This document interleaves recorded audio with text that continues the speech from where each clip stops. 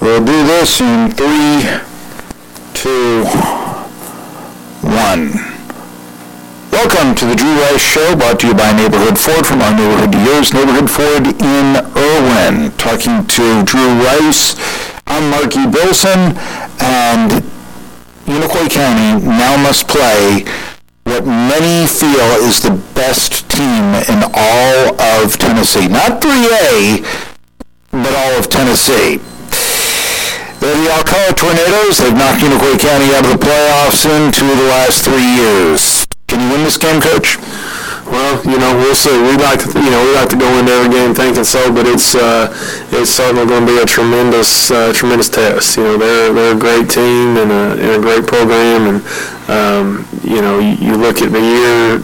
Not only this year they had, but just year in and year out. But it's a tremendous team and a tremendous program, and we certainly feel like this is the best team we've had in a very long time. But like I said, when you start talking about state championship programs, I mean that's sort of another level. So we're going to go down there and give it everything we've got, but we certainly know we've got our hands full. We've won 3 state titles in a row. However, I know that I talked to Gary Rankin on my own sports talk show, a shameless plug here, Tri-Cities Sports Now, on 1420 NBC Sports Radio Tri-Cities from noon to 2 every weekday, and he said that Kody Lewis could play for any football team in the state. So my question is this a game in which we are going to see Kody Lewis run the ball until his body parts fall off? Or, I would assume that is your main strategy, but what is his role in this game? Yeah, he just like last week, and a whole lot of of the 9 wins, he's had a huge part in almost all of them. So he's certainly a vital part of our game plan. But at the same time, we don't want to run him to death either. Getting beat to death and everything else. But no, he's a vital part of what we do, and we're certainly glad that he's going to be back next year. To have a talent like that, and the year he's had, and to get him for another year, it's huge. And we're very excited about that. But yeah, Kody's like I've said it all year, and have known it since he was a freshman. He was going to be a great player for us. But to see him coming to his own, and the work that he's put in, in the weight room, and in practice and things like that, to reap those benefits, it's great to see. But yeah, he's going to be a big part of what we do, and we're going to do the same things that we've done all year, because that's what's got us to this point, and we're going to see what happens. Let's go back to the 27-20 victory against Kingston, Unicoi County's first playoff victory in 33 years. The unsung hero of the game, I thought, was Rodrigo Castellon on the defensive line. Where have you been hiding him all year, Coach? Well, Rodrigo's a sophomore, and he's a kid that, you watch him in the weight room, and he's very strong, and he's got great bend, and he's got great flexibility, which is usually, attributes of a good football player. So we've kind of been trying to bring him along, and as the JV season went on, he got better and better, we had some guys banged up on the defensive line a little bit. They were playing, but they weren't 100%. And we gave him some opportunities, and he really surprised us. I told the staff it's a lot like LJ Mitchell was last year in the Austin East game. Sophomore, had some older guys banged up through. Obviously the course of the season, it's a grind, and guys get banged up and sore, and by November they're a little banged up. So putting a fresh body in there sometimes is a good thing. And LJ went in last year, and Austin East had a fit blocking him, and we're all looking around at each other like, dang, this kid's going to be, and sure enough, he's been a great player all year for us this year. So it was great to see Rodrigo have some success, and we knew he was talented. Some kids, when the lights come on, are a little better, and some kids, when the light comes on, they shy away from the moment a little bit. So hopefully he's one that, when the lights are on and when it matters, he's even better. So we're certainly excited about him, and him just being a sophomore, and it was great to see. He definitely was a difference in that ball game. Well, you mentioned L.J. Lamar Mitchell against Austin East. Yeah, I remember that. But I really thought Castellon, played perhaps not far better, but he had more of an impact in that game, I would say. So can we expect to see him continue to make an impact in tonight's game? Absolutely, yeah. I mean, you come in a game like that and win like that, and have the impact you done. I mean, that he did. He certainly earned plenty of snaps. So we're excited about him, and we've got a lot of seniors on that defensive line, and that's one reason he probably hadn't got as much of a shot as he would have in years past. But yeah, no, he's certainly earned some time, definitely. However, the last 2 weeks, your kicking game has been a bit suspect. Martin Porras has missed some extra points. He has not attempted a field goal all season long, and although he has been successful, for the most part, with extra points throughout the season, it would seem to me that would be a weapon as the playoffs grow deeper that you might want to have. Hey, 4th and 10 from the 15, you know what? We've got another option here. Let's use it and all that. Why has Porras struggled recently with extra points? Well, the last 2 games, it's been cold and it's been rainy, and that not to make excuses for him, of course, but that certainly puts a strain on both the snapper and the holder, and the release off his foot. So there's a lot of variables there. And the other night, when it was it was 20-20, I didn't even think twice about kicking an extra point, and he went and nailed it, and it was huge. That's it's just part of the game, and like I said, he's been great for us. I think he's hit maybe 42, 46, one of the two sticking out to me, but which is just tremendous because, there was a time here, Marky, and I told our record this, that, for us to hit an extra point in a game would have been a big deal. For us to hit over 40 in a year, it's we've came a long way, and that's a credit to him, and that's a credit, to our soccer program because, he's a soccer kid that comes and kicks for us. So, weather maybe, cold, whatever, there's a lot of variables there, but he's certainly been good more than he's not this year, and I've still got all the confidence in the world in him. Well, what I'm getting from that is, okay, we're not going to be playing these games in Arizona. It's just going to get colder and wetter as it goes on. So does that mean that there'll be less of an emphasis in the kicking game, that you could see yourself going for 2 more often? What are your strategies that you think you might go with conversions, assuming they happen, from here on out? Well, I don't think so. I just think that, we always try not to chase points. If you look back to the South Green game, at one point in that game it was 28-24. We had scored the exact, we both scored 4 touchdowns.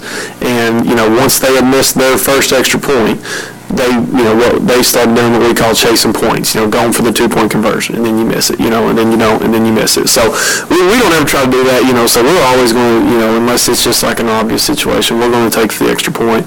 And as far as the lack of field goals go, it's truly, with a back like Kody, if a drive goes long enough, it's almost like he's bound to spring one. We haven't had very many red zone saws, if you go back and look throughout the year. So in that, and, obviously we feel very confident in our offense too, but no, I don't think so. Like I said, just the weather conditions the last 2 times, were not ideal. It is what it is, but of course playing on turf, that'll eliminate, an element of that with the mud and things like that. So I think it'll be fun. All right. That's part 1 of the Drew Rice Show. Let's go buy a car. Neighborhood Ford in Irwin. You're listening to the Drew Rice Show on 1420 NBC Sports Radio Tri-Cities, WEMB Irwin. Welcome back to the Drew Rice Show. The health of your team. We mentioned before Rodrigo Castellon coming on because of injuries. What is your injury situation in this game? We're, to be this late in the season, Marky, we're still, we're pretty healthy. We've got some guys, obviously, with some bumps and bruises, and, that's going to happen. That's just the reality of it. Guys, that have played both sides of the ball, and, we've been going since July. That's a long time. So, soreness and things like that are just a part of it. And, we've had to have, some guys play both ways, more than we would like. So that's just a part of it. But as far as the team, we might be as healthy now as we've been all season. And that's not to say that we've got, a bunch of guys that aren't at 100%. But, as far as able to suit up and go, play at a high level, we're very healthy. So we've been very fortunate. I I know you mentioned off-season conditioning. Every coach does now. Again, I was talking to Gary Rankin on my own sports talk show, 1420 NBC Sports Radio Tri-Cities. Tri-Cities Sports Now, heard we need to do on weekdays. But one of the things that he said was that, I have to have a year-round conditioning program because I'm preparing my team for 15 games. And it's gotten to the point where athletes today can't play all three sports, so they have to focus. Now, this has been a problem over the years at Unicoi County, and it's been something that you guys have done in this era, getting players to come from other sports. What's different about Unicoi County, where a player can play 2 or 3 sports that maybe they can't at another place? Well, I think that goes back to, I've got a great relationship with Coach Smith, our basketball coach, who's also our athletic director. He's on your staff. Sure. And I've got a great relationship with Coach Gillis, the baseball coach. And both of those guys are, they're just, Coach Smith coached me, and obviously I coached with him in basketball, and I grew up watching Coach Gillis play. We just got a great relationship, all three of us. And all of us are smart enough to understand that, a kid like Brett Strother or a kid last year like Troy Podvin or, whoever it may be, we're all better with a kid like that. So, if any of us, if I start losing a kid or kids to baseball or basketball, or if they start losing kids to football, it only hurts all of us, So we're all smart enough to understand that, and we all have a great relationship.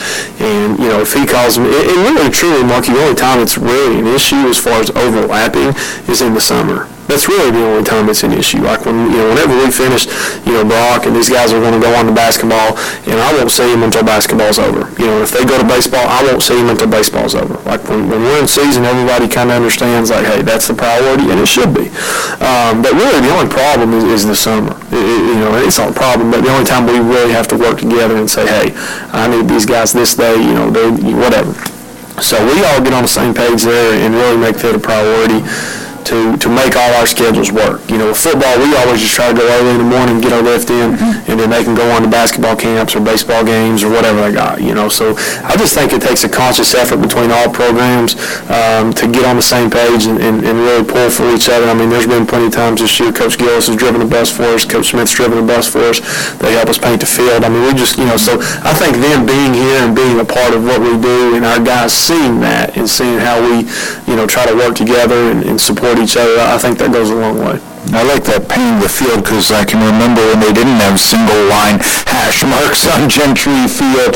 Drew Rice, 2 years ago, this Alcoa Tornadoes team defeated your first team as a head coach at Unicoi County. I think it was 49-13 to eliminate Unicoi County. They went on to the state championship. That made Unicoi County's final record 5-6. This year, you're 9-2. First time 9 victories for the program since the mid-'80s. So my first question is, how are you better? How is this team better than 2 years ago? Well, I think, like we talked all year, our ability to run the football. And that was the year, which I took over halfway through that year, of course. But, we were able to have some success that year, especially throwing the football. Kendrick Williams threw for, 2,000 yards. And we had some very talented kids on that team. Kody's older brother, Billson, was on that team and was a big part of that team. And, Michael Howe and Chad Peavy-House and Jacob Smith and kids like that. But anyway, I think the biggest difference is, is our ability to run the football, our strength with our linemen, and the push that we're able to get up front. Now, that being said, this is a tremendous test, this game, and people have said, this might be Coach Rankin's best team ever. So, although, we've gotten better, I think they probably have too. You beat Maryville in the regular season, you're pretty stout. So we recognize that, and it is what it is, and it's a tremendous place to play. It's one of probably the prettiest stadiums in the state, I would assume. So it's we're excited about it. We've got 2 coach buses lined up, and we're gonna do it right. And these kids have earned a spot to be one of the last 16 teams in the state of Tennessee, and I think they take a lot of pride in that. So we're going to go down and we're going to give it all we got and see what happens. Next next question is from 2 years ago, what you've seen on film. How has Alcoa improved from that team? You know, I was talking to the John City Press this week. You know, the biggest thing with them is when you watch them, there's really no weak links. You know, when we prep each week, we sort of obviously look at what people do well, and we try to, you know, stop that, obviously, but then we also try to look at, hey, maybe they're vulnerable here, or, you know, this guy doesn't cover very well, or, you know, they're a little weak on the left side of the line, whatever the case may be. And obviously we try to, you know, go in and, you know, take advantage of that. But you watch them and there's just really not much, you know, there's not much there that makes you think, well, you know, hey, we can, you know, probably have a lot of success there. So they're just tremendously balanced, you know, that they can run it well, they can throw it well, and just extremely well coached. You know, you don't see very many mental errors and dumb mistakes and things like that you know, is pretty common in high school football. So there's a reason they've had the success they've had. There's a reason they're 11-0. There's a reason they're the number one team in the state. So, you know, it is what it is. And like I said, we've prepared this week like we've prepared each week, and we're going to, you know, just see what happens.